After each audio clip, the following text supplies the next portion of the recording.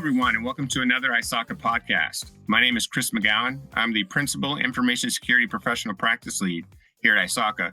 Joining me today is Pat Barnett. He's the Senior Incident Response Principal Consultant at SecureWorks. Welcome, Pat. Thank you. So, Pat, before we jump into your article, How Organizations Can Consistently Reduce Cyber Risk, why don't you share a little bit about yourself and what you do professionally currently with our audience? Yes, pleasure. I work with Dell SecureWorks. I work in the incident response part of the business. Incident response does both proactive and reactive engagements. I've been in this current role for 7 years. Thanks, Pat. Yeah, it's interesting. My wife also works for a company she works in the incident management department of their company as well. So you've obviously been in this field for many years. I was doing a little research before the podcast, and I see that you actually have a degree in human biology. Is there any way you're going to expand on that and tell us how you jumped from that field to the security field? Yeah. Early in my career, I kind of fell in love with biology in high school, and so that was one of the first things I studied in college. And I was at the time working as a paramedic in North Carolina, and always loved studying biology, but I started while I was working as a paramedic. It was in the early PC days when PCs were first hitting everyone's desk. Some of the very, very prehistoric machines compared to now. It was a hobby. I had a little shop in the basement of the home, and I would put together computers and motherboards and hard drives, as rudimentary as they were back then. Anyways, that was a hobby. And then a little bit later, the very first versions of Windows. Remember Windows 3, 3.1, and mostly things were DOS driven. But I got an interest in that, and as things moved along a little bit in the early days of computing, I got interested in security. Back then, cybersecurity was much different than it is today. I eventually went to school and got some certifications and things like that, and then got some formal education again because that was my hobby. And we kind of one thing led to another, and eventually I left the paramedic business and started working in securing networks. And of course, back then it was all token ring, netware networks before any of the Windows networking existed. And I was working a lot with IBM machines and AS400s and mainframes, and trying to figure out how to secure them when most of the connections would either be on site or through dial-up modems. Step ahead to 2023, almost a completely different world now, and certainly a completely different world from my early interest in biology. Yes, thanks. It just proves you have a wide variety of experiences in your life, and that it's never too late or too early to, if you're interested in the field, to switch over. I'm a big component of that. Yeah. So transitioning to your paper, how to consistently reduce cyber risk. I think a key word there, and from my perspective, is, we're always going to have risk, right? But the key word in the title of your paper is consistently, I think. And I think as we go along in our conversation, I think that the viewers will really understand what I mean by that. But to jump off and start, in your paper, you reference the cyber world as being a clear and present danger. Is there any way you can kind of expand on that a little bit? I think over the last couple of years, that fact has gotten a little more notoriety in the governments and in the journalism that everyone looks at. in that we've seen some attacks that have disrupted our daily lives. A few years ago, that didn't happen too much, but now you can have something like what occurred with one of our major oil pipelines that has a dramatic effect right away, immediately. And of course, we've seen attacks going back a number of years with hospitals and surgery centers and things like that. So much so that the governments pretty much all across the world now recognize that the threat group activities, the modern ransomware attacks that we can have, that we often have now, are really a clear and present danger to things that we use for and to protect our everyday lives.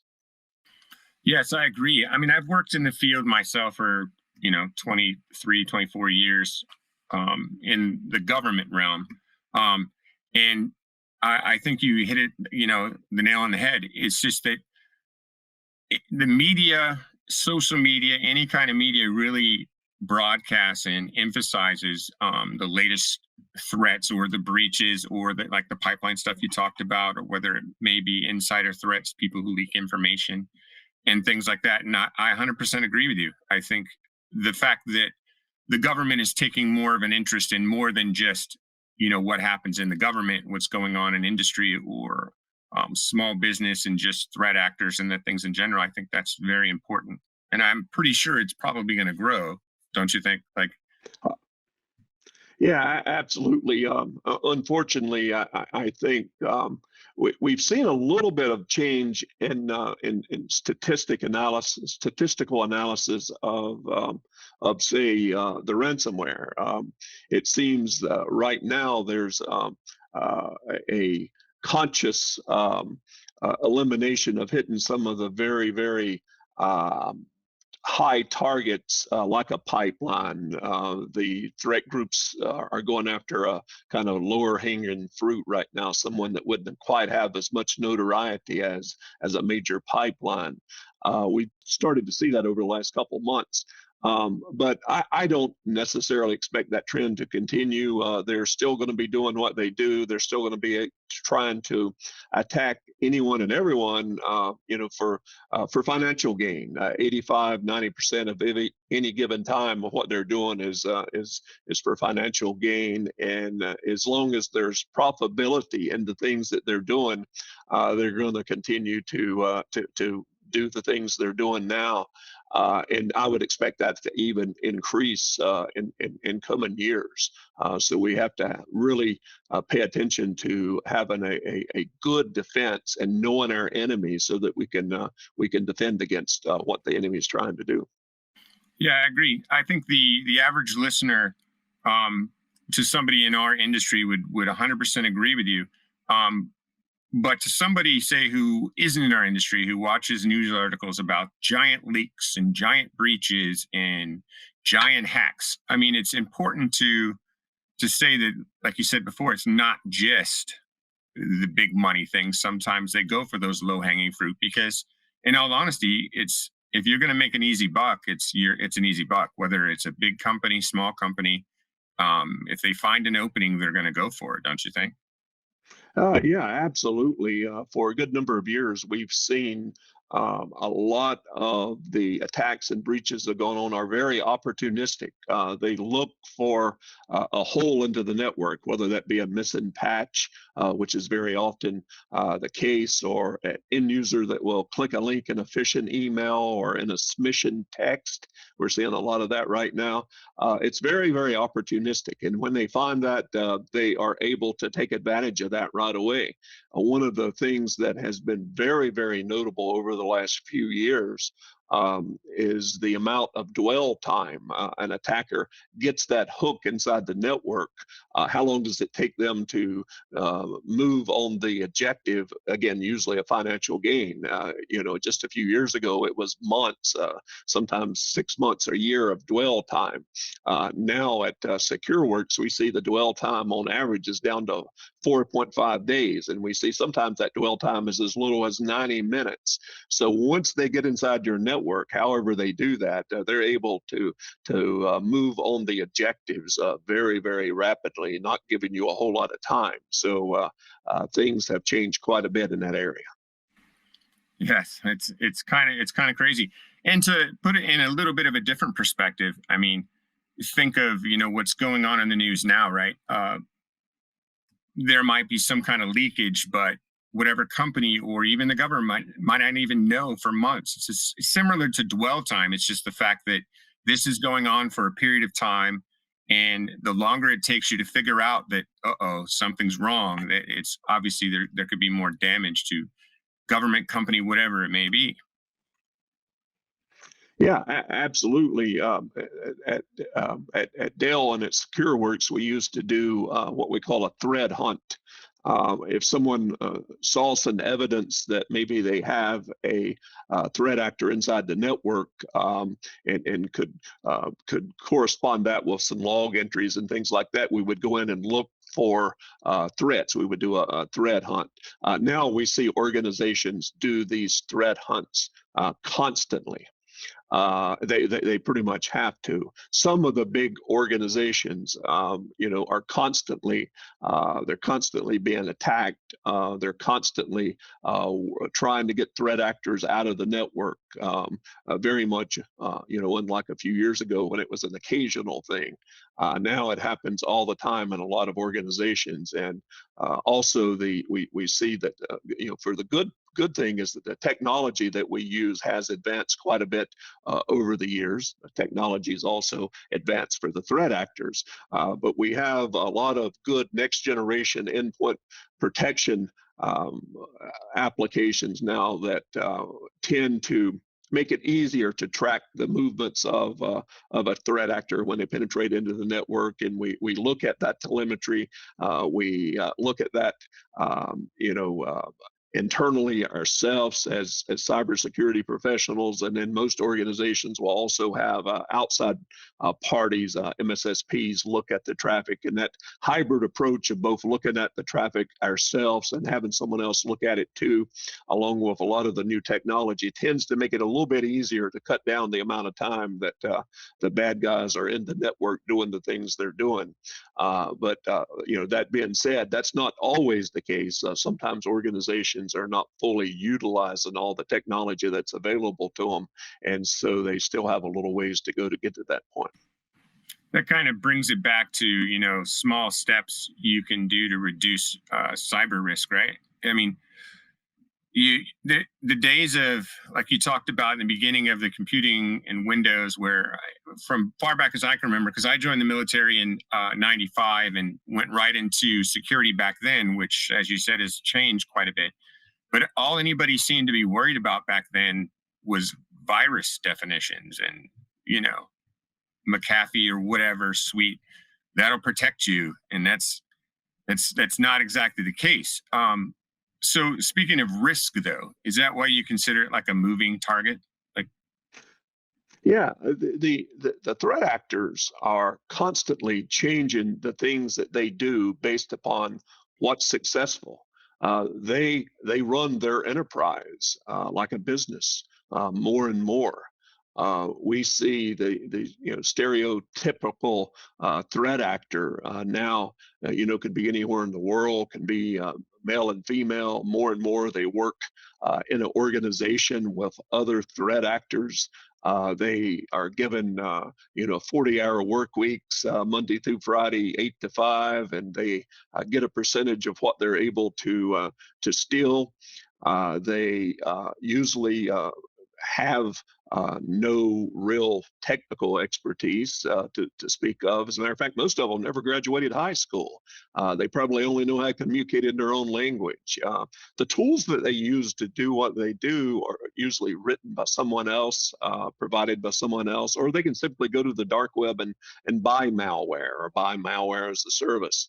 But they do that. Again, it's a business. They run it like a business. They find things that increase the percentages of payments just a little bit, and they're going to stick with those things. They're going to move forward with that. More and more, they're investing in the in the intellectual property, in the things that they do. They buy information, share information about zero-day exploits and about vulnerabilities that we may not be aware of. So doing all of that, they are able to constantly shift and up their game, and they're making good, steady progress all the time. Us on the defensive side, we have to make good, steady progress at the same rate just to stay even, right? We don't want to fall behind and not be making, good progress at the same pace they are, or like I said, we fall behind and we're not able to protect our networks anymore. So it's very important that we stay up with what the threat groups are trying to do. Yeah, I know this, it's kind of a funny analogy, but I mean, I was watching a TV show, I think it was one of the superhero shows, and they said something that resonated with me in regards to this. They said something to the fact that, the good guys or the defenders, they have to be good and, proficient at their craft all the time. The bad guys really only have to be good, one time to get access and get what they need and get out or whatnot. And I just really thought about that. I was like, oh, it's a scary thought if you think about it. It's like we always have to be ever changing, not complacent, doing the best we can at our craft. But those guys can be script kiddies, whatever, find some little vulnerability, and next thing you know, they have access to a system that they probably didn't even realize they could get into. Yeah, absolutely. It's a very good analogy. There's many layers to a good cybersecurity defense. Defense in depth is the word that we use. And most people know that. I think in 2023, one thing they need to understand is that the various layers of the defense are not constant. They are shifting all the time.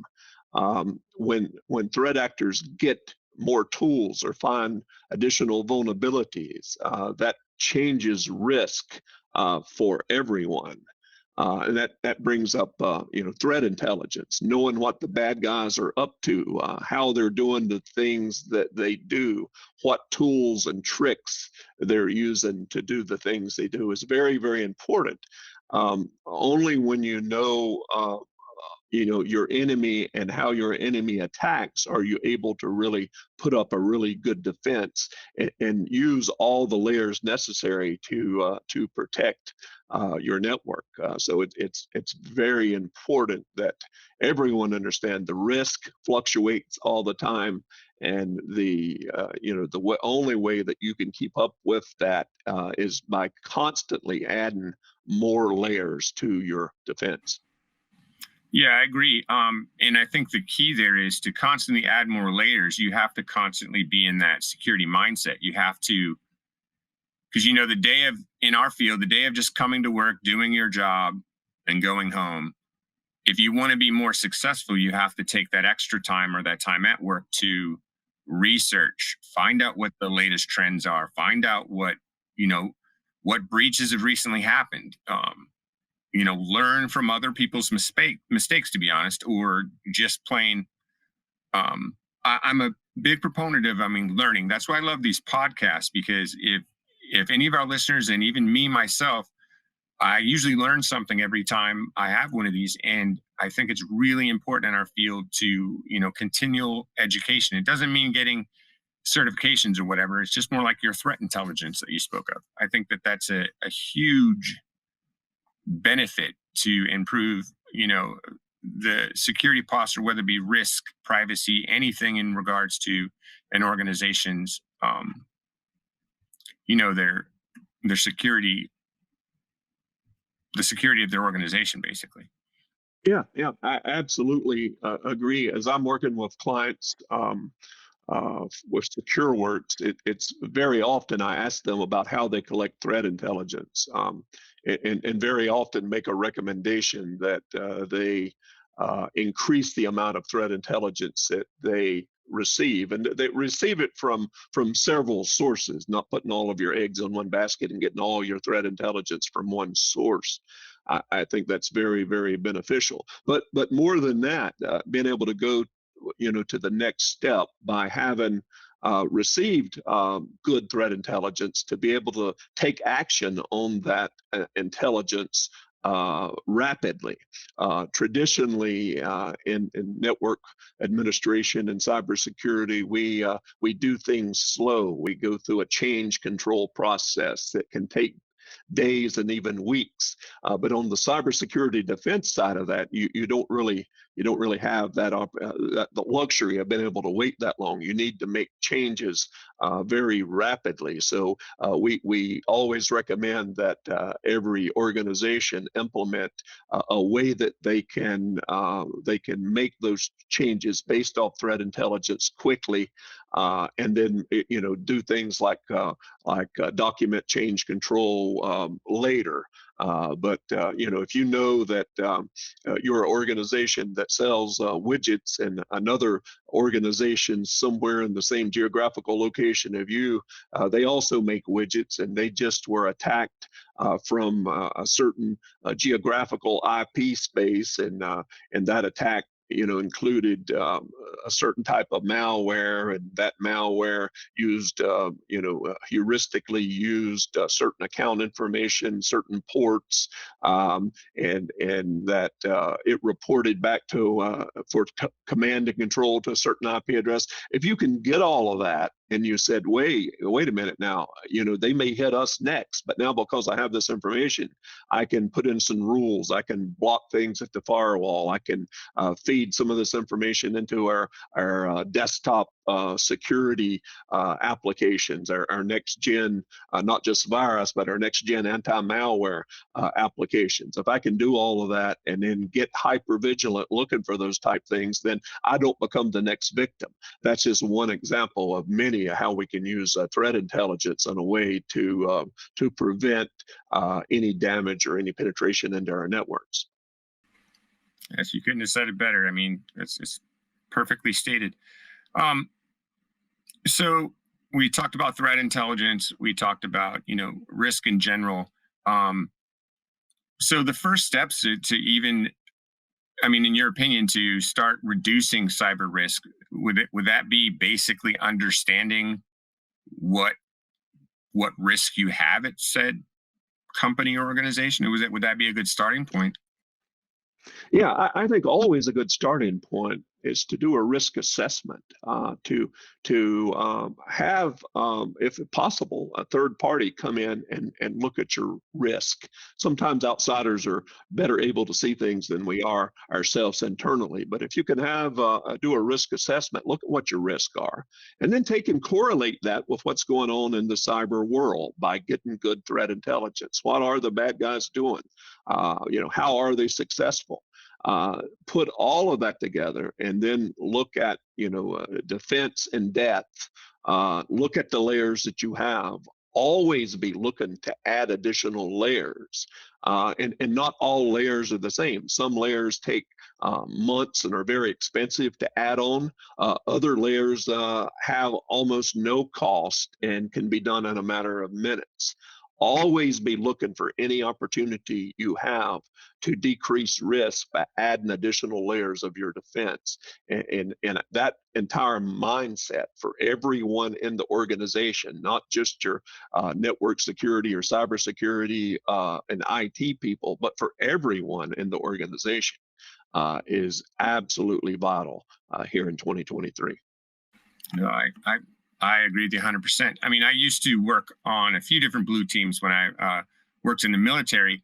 And the minute we would walk into an organization or an IT office, they would be like, shake their heads like, oh no, they're gonna, speaking of the third party, they're gonna find stuff. And I'm like, if you're worried when we walk in the room that we're gonna find stuff, that means that you already are failing yourself. Yeah, absolutely. And it's, yeah, third party, I think is the best way to go. Sure, it costs money and things like that, but if you want an honest, unbiased risk assessment, I think that's, in my opinion, that's the way to go. I completely agree.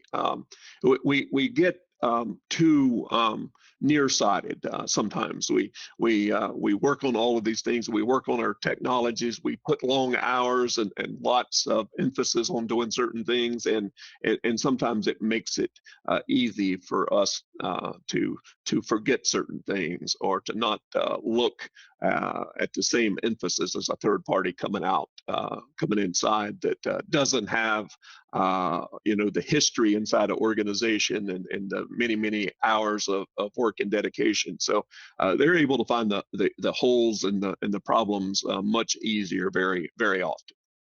Yeah, and before I forget your point that you stated before, it's not always the big change to mitigate risk, right? It's the small blocks. So any small little change over time, many small changes can be just as good as some big drastic change, right? I didn't want to forget or not emphasize that point that you were stating, because I think that's very important.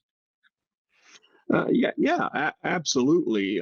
Take for example a situation where you are a business, and you do business with a good part of the world. Maybe as an example, it's a very much a global economy now, and that transitions over into IT and cybersecurity. But let's say that there's a handful of countries that you don't do business with in any way, shape, or form. You can simply, the 2 or 3 minutes it takes to put in a firewall rule to kill any IP packets, blacklist is what we call it, the blacklist certain countries in the world. That's a huge reduction in risk, right? You can block those countries coming in, block those countries going out. If you can do that, that's incredible. Take another example of reducing risk. We know how important it is to train our end users and to do anti-phishing campaigns and anti-smishing campaigns. Now is a new thing that's getting big. Just a little bit of increase in knowledge that we put out to the end users may prevent them from clicking the link or opening the attachment or doing some of the things that sometimes can be as much as 50% of the way that the threat groups are able to get in. It's traditionally it's what we call living off the land, coming in through unpatched vulnerabilities.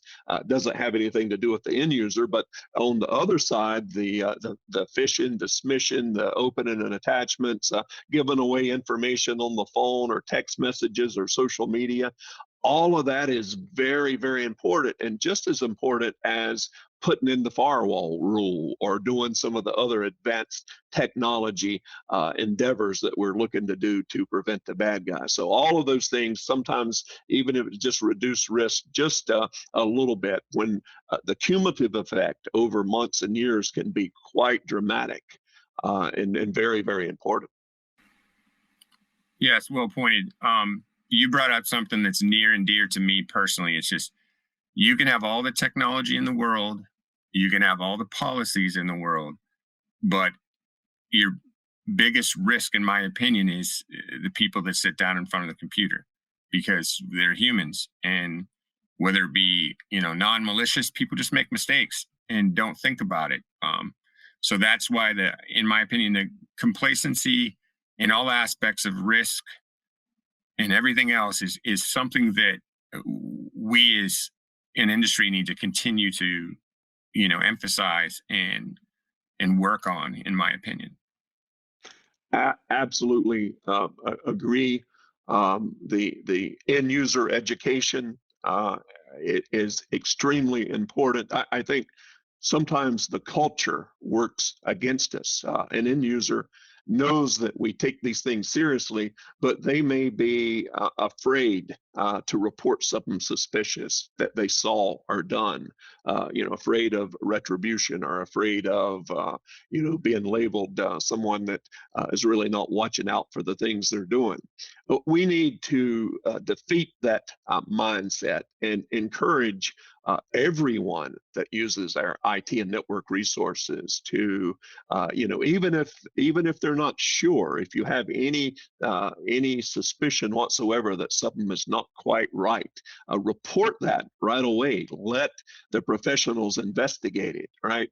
Even if you click the link and you think afterwards, I wonder if that was legitimate. I wonder if I really should have clicked that link.